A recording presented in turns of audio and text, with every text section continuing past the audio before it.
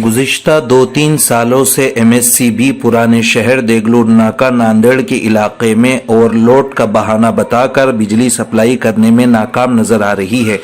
हर घंटा 2 घंटे में इस इलाके में लाइट बंद हो जाती है। ख़ास तौर पर जुमा और त्योहारों के मौके पर लाइट चली जाती है, जबकि पुराना शहर देगलूर नाका इलाके में 1.5 से 2 लाख लोग रहते हैं। एक समाज की कसीर आबादी वाला इलाका होने की वजह से जिसमें गरीब, मजदूर पेशा अफराद और वंचित लोग आबाद हैं, जिनके पास इन्वर्टर तक की सहूलत नहीं होती है। तलबा व तालिबात बिजली की ना होने की वजह से तालीमी सरगर्मियों में की मशक तक नहीं कर सकते हैं।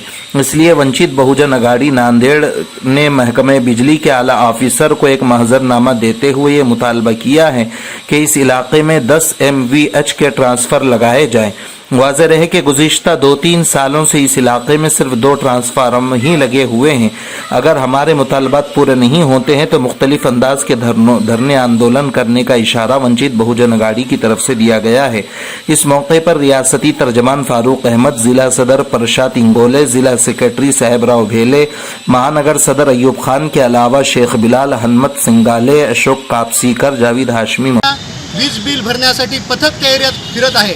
पथक कुठल्याच प्रकारचं फिरलं नाही पाहिजे आणि कुठल्याच लोकांचं वीज ही तोडू नये यासाठी वंचित बहुजन आघाडीचं आज शिष्टमंडळ आमचे प्रदेश प्रवक्ते मान्य फारूक अहमद सरांना घेऊन आम्ही गेलो आणि अधिकाऱ्यांशी चर्चा केली आहे की जिथं जिथं वंचित घटक दलित मुस्लिम एरिया आहेत त्याच एरियामध्ये लोक वीज तोडीसाठी ते पथक जात आहेत। वीज बिल भरा म्हणून त्या तगादा लावत आहेत। आम्ही त्यांना आमच्या वंचित बहुजन आघाडीतर्फे विनंती केलेली आहे की लोक आज परेशान आहेत, लोक भरतील। तुम्ही तिथल्या लाईनमॅनला थोडंसं गोड बोलून त्या लोकांना सांगा की लाईट बिल भरा म्हणून, त्यांना कंपल्सरी करू नका। जसं लोकांकडे व्यवहार सुरू होतील, कामधंदे सुरू होतील, तुमचं देगलूर नाका ये एरिया करीबन 1.5 से 2 लाख आबादी वाला एरिया है और उस एरिया में जो आबादी बढ़ रही है, बड़ी तादाद में वहाँ पे लोग रहने को आते हैं क्योंकि कम दामों पे प्लॉट और घर वहाँ मिलते हैं। और उस एरिया में स्लम बस्ती है, वहाँ पर मज़दूर तबका काम करता है और वो मज़दूर तबके के एरिया के अंदर पिछले 3 साल से 2 ही फीडर है जिसके ऊपर से पूरे एरिया को लाइन सप्लाई होता है।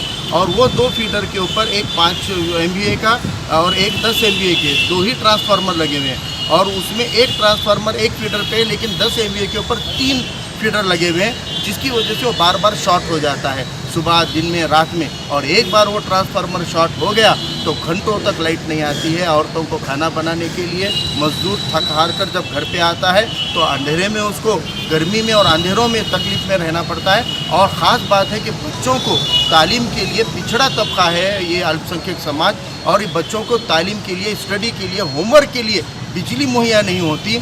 और इतनी तकलीफ़ के बावजूद वहाँ पर MSCB कड़क रोल करके वसूली करती है, कार्रवाई करती है। और ये तकलीफ़ की वजह से 3 साल पहले, 2 से 3 साल पहले ट्रांसफार्मर मंजूर हो गया है, सब स्टेशन पे आके धूल खाता हुआ पड़ा हुआ है।